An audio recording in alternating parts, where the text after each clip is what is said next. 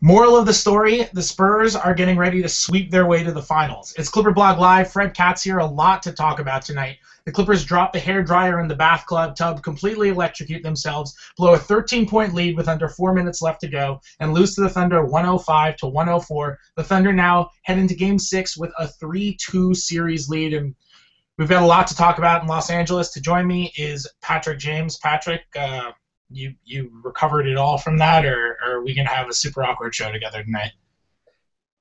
Fortunately, I was feeling amazing before the game, so now I'm down to just kind of mediocre.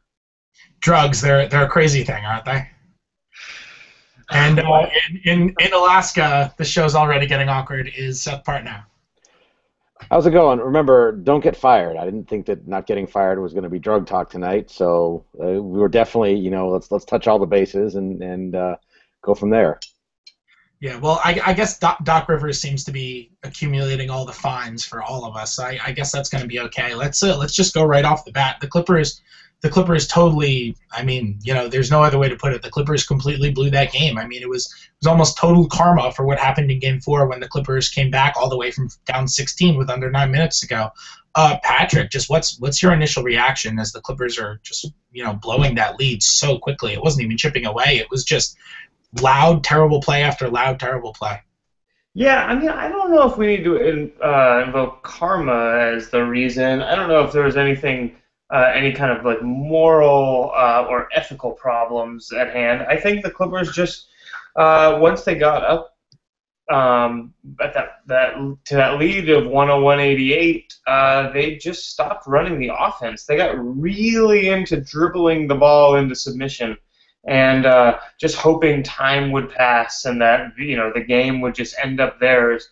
And then they wind up scoring 3 points over the next 4 minutes to close out the game. I mean, really running any play at any time during the final 4 minutes would have resulted in them winning.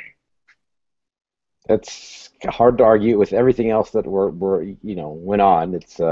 It's hard to argue that if you score once, you go to the basket once, you go to the free throw line once over that last couple minute stretch, then you can make all kinds of mistakes and have all kinds of other things happen to you, and it'll still work out okay. So, I mean, there's a healthy dollop of criticism to go around to the players for not running offense.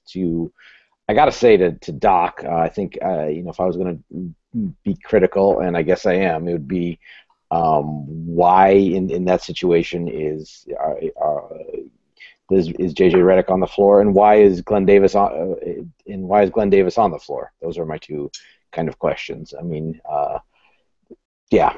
So anyway. Well, we'll actually get to those questions a little bit later in the show, yeah. But we have to talk crunch time first, because that obviously defined what happened in this game. The Clippers ended up losing by 1 because they got outscored, 17-3 in the last 4-ish minutes of the game, and that's kind of what's going to kill you. Seth, I mean, that 17-3 run. It was a weird run by the Thunder, right? Yeah, no, I mean it's a weird run, but it's the kind of run you see kind of from, maybe not to this extreme, but from time to time in an NBA game where, like you said, one team just kind of tries to go four corners and take the air out of the ball, and with a 24-second shot clock, you don't have enough. The clock doesn't run fast enough for you to just stop and hope time runs out, and that's kind of what the Clippers tried to do, and the Thunder made some shots, and there we go. Well, in the last about 30-ish seconds of that game, that was when we saw the most un-Chris Paul-like stretch from Chris Paul I think I ever remember seeing. When he went with the Clippers with a 2-point lead, he went turnover, foul a 3-point shooter, and then turnover. For a guy who is generally thought of as probably the smartest player in the entire league, maybe the smartest player of his generation, I feel like that's not a ridiculous statement to make, that he's generally thought of in that regard. To see Chris Paul kind of act like that, especially when he had a stretch he went about 2.5 games where he only had 1 or 2 turnovers. I mean, and all of a sudden he turns it over 4 more times after that stretch in the game, 3 in the third quarter, I think, and then 1 more, obviously, or 2 more again in that fourth. It was Patrick. I mean, what's going on with Chris Paul during that stretch where he's just totally reverted to, as Kenny Smith called it, it looked like he was watching his 7-year-old play. Yeah, I mean, I don't know if I have a good answer for that. We should note that, Griffin did get to the line once, and he made one free throw. And then on the next play, Paul made a pretty good elbow jumper that was contested, but he got it up and sank it. And, there was immediately a timeout, and Chris Paul hit his chest, and it looked like we were going to see, Chris Paul the hero. I believe that made shot was at about 239, 240, right around there. But it's worth noting that the two previous Chris Paul shots, this all being within that run that the Thunder made, were just kind of like, shots that you expect him to make at the end of a game that he just didn't make. So I guess maybe we could just imagine that he got a little excited, like he was getting the looks he wanted. He was kind of, coming off that screen and shooting the elbow jumper, and it misses. And then he gets a 17-foot jumper, and it misses. And then he makes one, and then he thinks, okay, I got this. It's on lockdown. And then everything goes haywire because the ball's going back and forth really quickly. And so he sees the contact coming, and he goes for the shot, and it just ends up in a turnover. I don't know why he didn't just take the contact on that when Russell Westbrook went for that steal. I don't know why, but man, it was hard to watch. It just looked like we weren't watching the Chris Paul that we have watched all year.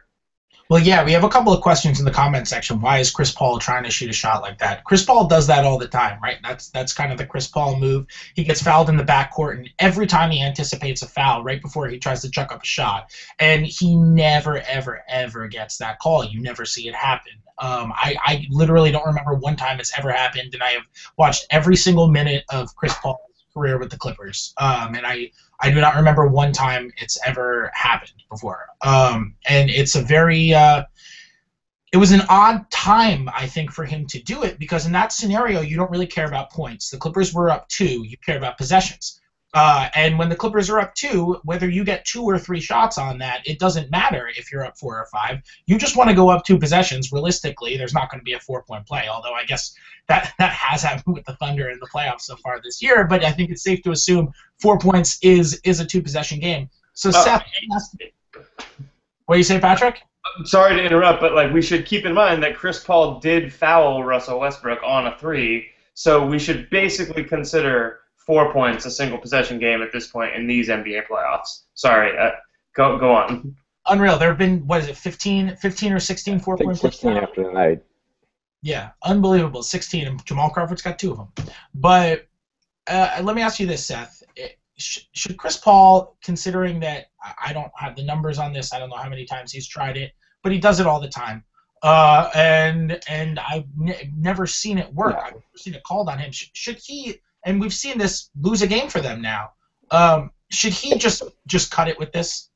It's going a little far to say that individually lost the game, but yes, he should cut it with that, because it's you're right that it's never ever ever for anyone in the NBA, and I'm sure someone will now post a link to the one time that someone has actually gotten 3 free throws out of that, but it never ever ever is called, and it shouldn't get called. I mean, it's you're never just launching a shot in the backcourt, and even if he is, the refs have in general have taken the very sensical approach that you're not shooting because you'd never shoot from there. So no, we're not going to give you a 3-shot foul when you know you're going to get fouled there. So, I wish they would clarify the rules so it's obvious that that's never going to be a 3-shot foul. At the same time, he's not gotten that call enough to know that he's not getting that call now.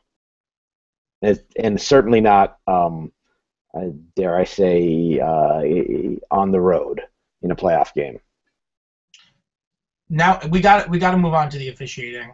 This is something we've got to talk about. It's something that my Twitter timeline is blowing up with. I'm sure if you follow NBA people, everyone's Twitter timeline is probably blowing up with it. And there are a couple of plays that have been under under the microscope, none more than the play where at the very end of the game where Reggie Jackson goes to the hoop, Matt Barnes gets in front of him. Matt Barnes probably fouls him. The foul isn't called. The ball goes off. He fouled him.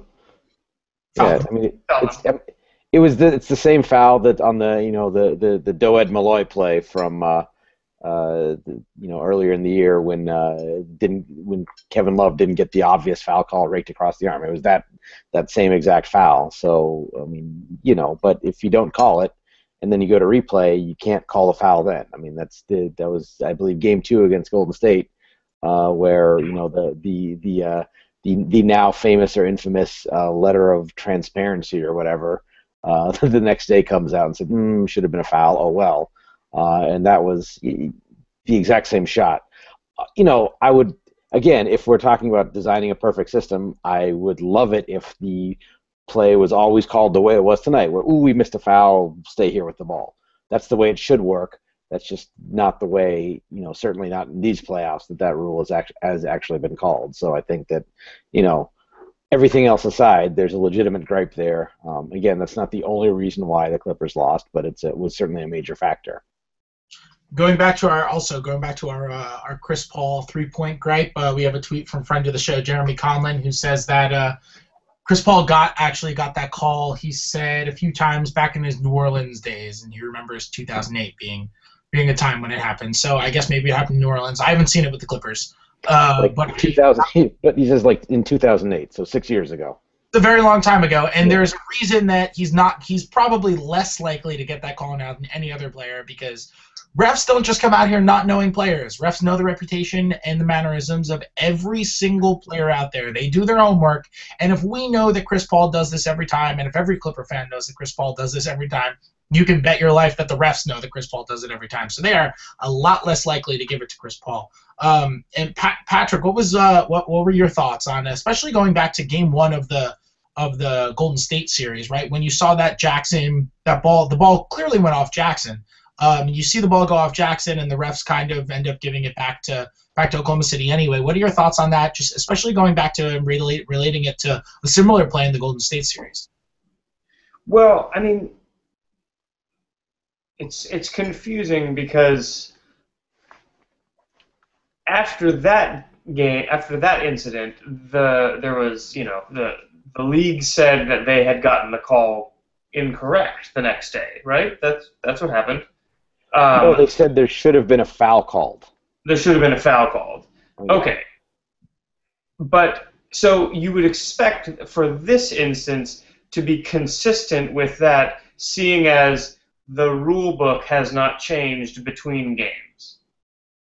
So for the refs to, change the way they're calling the game based on what they perceive as an error the last time it happened would be a problem. It would, because that's so. I don't know. Regardless, I don't think it's the story of the game. I don't think it matters. Based on the letter of the law, despite what a few things have been that have been circulated on Twitter, I believe it should have been Clipper ball. Certainly, that was what it sounds like based on what the Clippers were told by the referees. That said, it doesn't seem like what cost them the game. They should have won the game regardless of that call. Very true. It doesn't make up for a lot of the problems down the stretch. And Patrick, you mentioned something before we came on the air.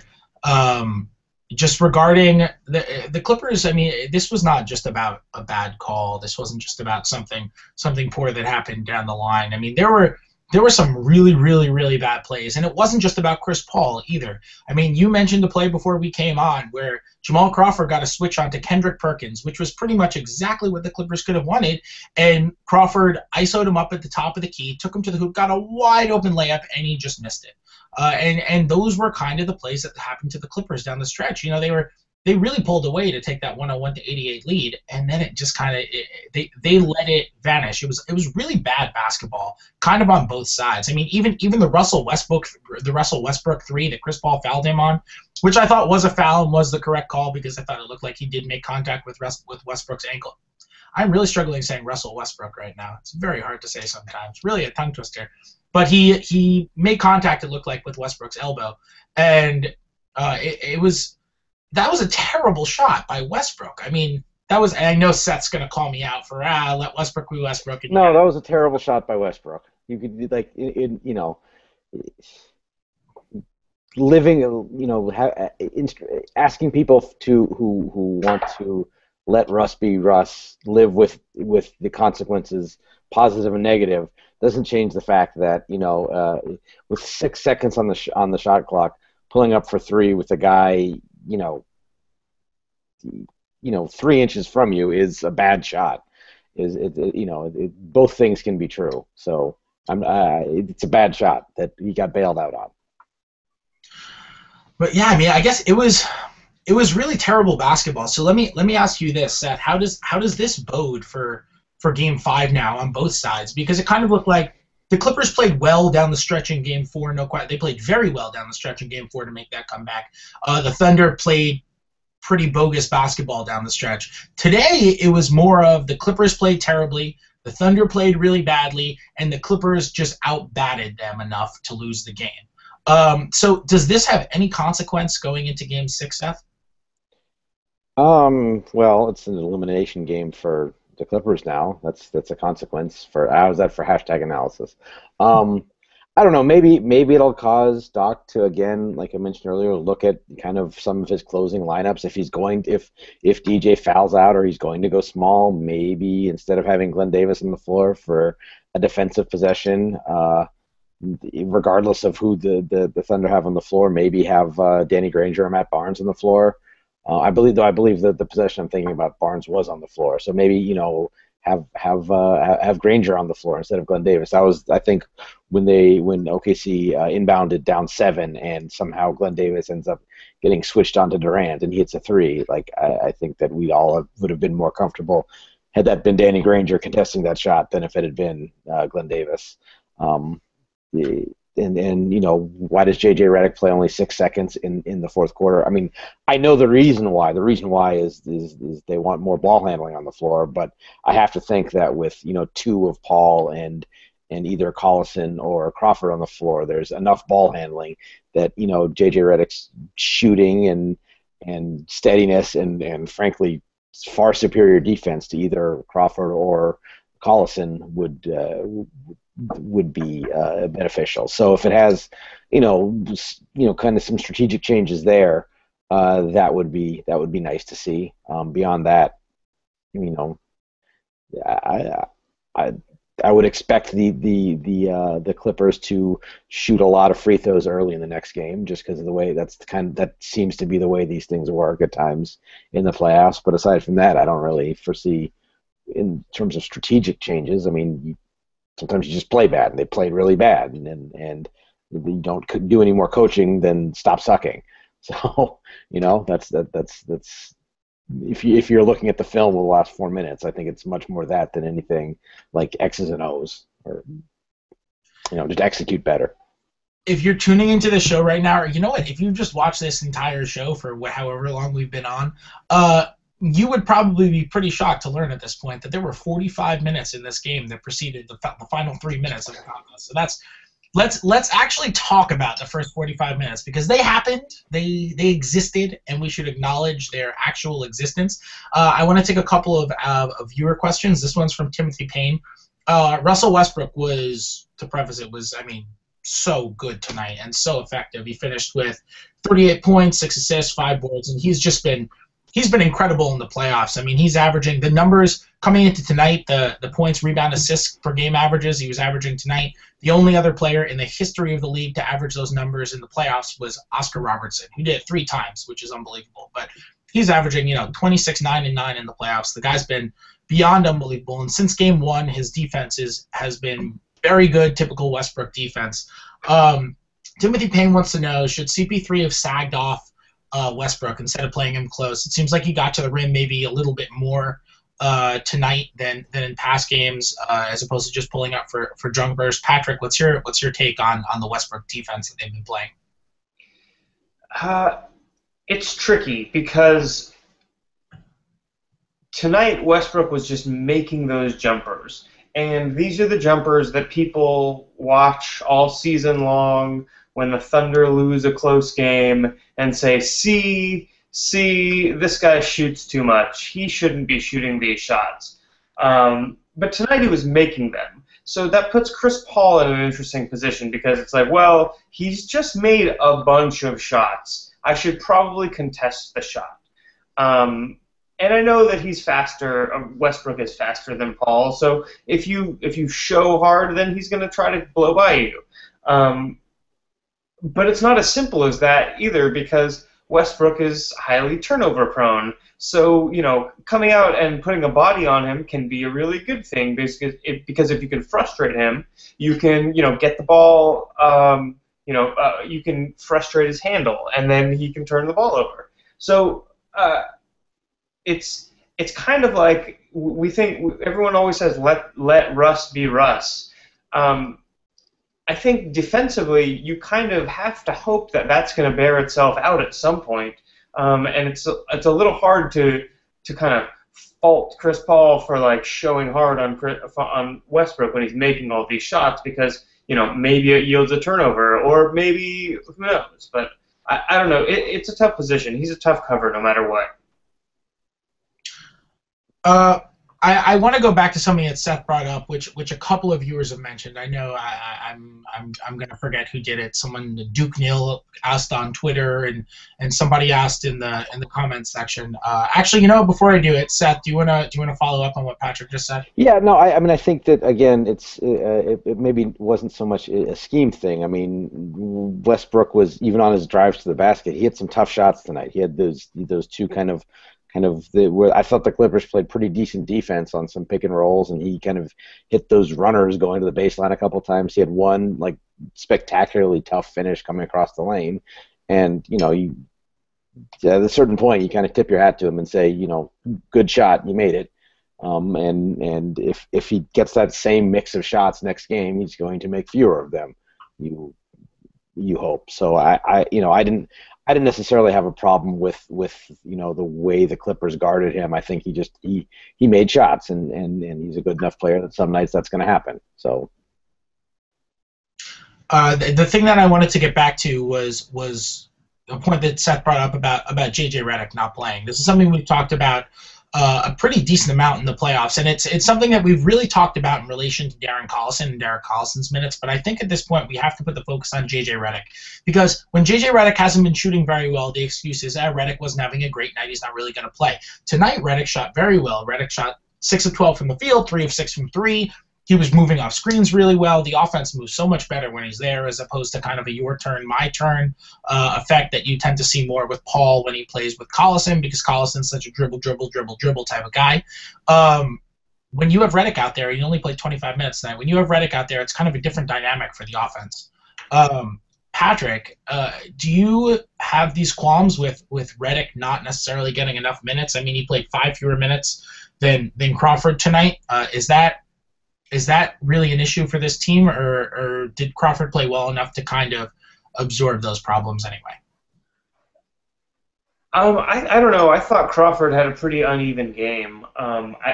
He made a couple really big shots, and he stepped up in a lot of ways. On the other hand, he was 7 for 22, and Redick was making shots. So I don't know. I feel like Crawford playing the entire fourth quarter and Redick playing 6 seconds, I think there's something there to look at, because there were opportunities, I think, that the Clippers missed out on. That said, Crawford was a big part of the reason the Clippers got up by 13 in the first place. So I would say that things falling apart have less to do with Redick not playing and more to do with the Clippers' offensive scheme once they got up 13 with 4 minutes to go. Well, let's. I actually have one more question. I'm gonna cut off the viewers, and I'm gonna ask my own question right now, which is kind of what I do anyway. But I'm gonna make it seem like a big deal regardless. DeAndre Jordan only played 20 minutes tonight because of foul trouble. Excluding his last game of the season when he only played 1 minute because Doc just wanted him to continue his consecutive game started streak. DeAndre played a season-low minutes tonight. He never played fewer than 22 minutes in the regular season. He only fouled out of 2 games in the regular season. Tonight he fouled out. He did it on an illegal screen, which you can say was a touch foul, but it wasn't a legal screen. And when you got 5 fouls, you're the most important defensive player out there. You can't be trying to set these illegal screens on the offensive end when you're trying to hold on to a lead. What you're doing on the defensive end is far too important than a slightly illegal screen. What did we learn about the Clippers defense tonight? That they were still able to hold the Thunder down and still end up leading for most of this game, even with Big Baby out there for a little while, with other guys who you don't necessarily consider to be defensive players like DeAndre. Seth? I don't think. I kind of reject the premise of the question. I don't think that their defense was what got them the lead. I think they were scoring and scoring and scoring and hitting 3-pointers. And that's when weighing whether they had the lead because they were scoring or they were preventing Oklahoma City from scoring. I mean, obviously, the way those two interact and the team ends up with more points wins. But the Clippers were doing a better relative job on offense tonight than they were on defense. It wasn't, Durant had a tough shooting night, and a lot of that was you could probably say him missing shots, but some of that is also just credit to Matt Barnes playing good individual defense.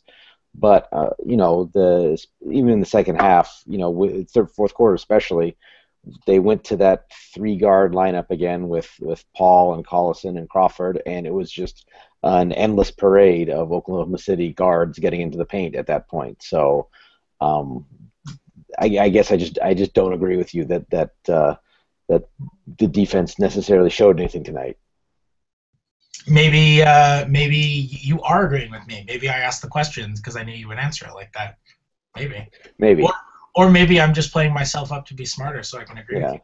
We're never, the public and the world will never. Do you want me to say something nice about the Clippers' performance tonight? Since I've been no, we're not negative? Going to say so. There's nothing nice to say about the Clippers. Okay.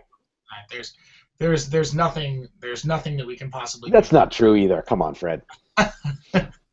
It's not the time. It's not the time or place. I mean, look, we can talk about the nice stuff. Let's give Blake some dap right now because Blake had his best game of the series, right? I mean, his first double-double in the playoffs took long enough. Only took 11 games, and yeah, Patrick just pointed out in our group chat, 17 rebounds, 24 points, and he was actually moving the ball, right, Patrick? Yeah, I mean, there were a couple times in the first quarter it looked fantastic. Ball movement going through him. I would have absolutely loved to see a little bit of that in the final 3 minutes of the game. Yeah. The one time they did it in the final 3 minutes was the time that he got the ball on the pick and roll and went to the basket and got fouled. So yeah. And he got 1 point in that possession, which was far more than most of the possessions during that stretch. I can't even count how many times that I've said that the high pick and roll for this team works all the time. You let Blake do that short roll to the free throw line, and then you just let him make a decision from there. You can kick out to a shooter on the wing. He can continue to drive. He almost never pulls up, but he can play a high-low game with DeAndre. Or he can just kick it back out to Chris Paul to reset if it's not working. And the play they used to get that elbow jumper that Chris Paul hit to put them up 7 was not just the high pick and roll, but the really high pick and roll where Blake sets the screen 3 or 4 feet out beyond the arc, and especially if one of OKC's has either Adams or Collison or Perkins in the game. Then you're making that person cover that pick and roll in acres of space. And maybe if the Clippers are in a situation where they're going to run clock and do something with 6 seconds on the clock, then do that instead of an ISO. Just run that pick and roll way up high on the floor and give Paul all the room in the world to use his speed against the screen man's defender. So that was that you're right. That was a nice thing that we saw from them tonight. Yeah, and we always see the Clippers run that early, right? Like that's first quarter action for the pickers, for the pickers. For the Clippers, tons of pick and roll, and that's kind of how they do it. And then the bench unit comes in. Blake comes out of the game. Jamal Crawford and Derek Collison get their hands on the ball, and the pick and roll kind of dies. And that's when they lose the pick and roll momentum because Jamal Crawford and Derek Collison aren't those types of players who are going to run those sorts of sets for Blake Griffin. And that's when we see the ball kind of start to just drift away from Blake for even stretches of possessions, and they sometimes forget to get back to it because they haven't done it recently, and they kind of get caught up in the flow of what's been happening lately in the game. And I think that's been a problem. I mean, it's hard to critique the offense that was the most efficient offense in the league this year, but I think if you're going to nitpick, I think that's been a problem for this offense all season, getting away from its best play, because that play is not defendable. The only way that the Clippers mess up that play is if they mess it up. It's very, very, very hard for any sort of defense to figure out what's going on that play, because you've got a 4-on-3 with maybe the best big man facilitator in the league with the ball in his hands. I mean, and who's also one of the 3 or 4 best finishers at the rim. I mean, it's a near impossible play to defend, and it's frustrating for me that they tend to get away from it. There's this cliche that says that you can't run pick and roll basketball in crunch time, and it always has to be ISO, and you got to have hero ball, and I want to slap that cliche in the face, because it's so frustrating and ridiculous to me, because whenever the Clippers do that in crunch time, it works, and people are shocked, and I don't understand why, because it works. So we're going to end on a somewhat depressing note. Or I guess we're not fully going to end on this. We'll make this the second to last question, so we don't end on a depressing note. Or maybe it won't be a depressing note, depending on what your answers are going to be. Patrick, why don't you go first, and then Seth? I'm just going to ask you flat out, do the Clippers have a chance to win this series right now? They have a chance. That's a very impressive way to say they have a chance. They have a chance. It's not a. I don't think it's an especially big chance, but they have a chance. Seth, let's end on something good then, because that's a sad way to go out. I don't think it's a big chance, but it's a chance. I don't like the sound of that. We have a question from Danny in the comments section, which I'm sure he feels very similarly to a lot of Clippers fans out there. Please help me feel better and give me hope. I feel primal and angry at the world. So Seth, can you just say something nice about anything that's going on in the world that can make him feel a little bit better after this loss? Doc's press conference was very entertaining tonight. Patrick, you wanna Doc's entertaining press conference was amazing. You should go to Clippers.com and look that thing up, because that was awesome, and Doc is gonna lose a lot of money for it, but it was a great press conference. Patrick, any charity? The Clippers get to play another game in the playoffs, and they've been part of the best series of the playoffs. They have been part of the best series of the playoffs. Let's say that again. The Los Angeles Clippers, for the second series in a row, have been the marquee series of the playoffs. It's a different era. Take joy in that. They lost a tough game, but they're the team that everyone is watching across the country. And I guess my nice thing will be that 24 is back on television. That's a good thing that people can be excited about. I've never seen 24, so I don't really think that's very exciting. But I figure that maybe somebody watching likes 24, and that'll work. Patrick, do you watch 24? One of you has to watch 24, right? My wife watched it. I've seen an episode or two. I watched it until the mountain lion, and then I was out. I don't even know what that's a reference to. People who watch the show will. Well, there you go. Well, that's going to do it for us on that 24 note. The Clippers dropped one that they really should have won. Something we didn't even note is that Kevin Durant was 6 for 22 from the field, and the Clippers really couldn't pull it out after a great game from their star and a terrible game from the Thunders. The Clippers blow a 13-point lead and lose 105-104. Game 6, there is still a Game 6. The world is not over. The Clippers season is not over. The NBA season is not over. There is still a Game 6 and a Game 7, parentheses, if necessary, close parentheses. Game 6 is scheduled for 7:30 Pacific time. That's Thursday night. We've got one more to go. We'll be back at you with one more show after that, and maybe one more after Game 7, but we'll see you Thursday night.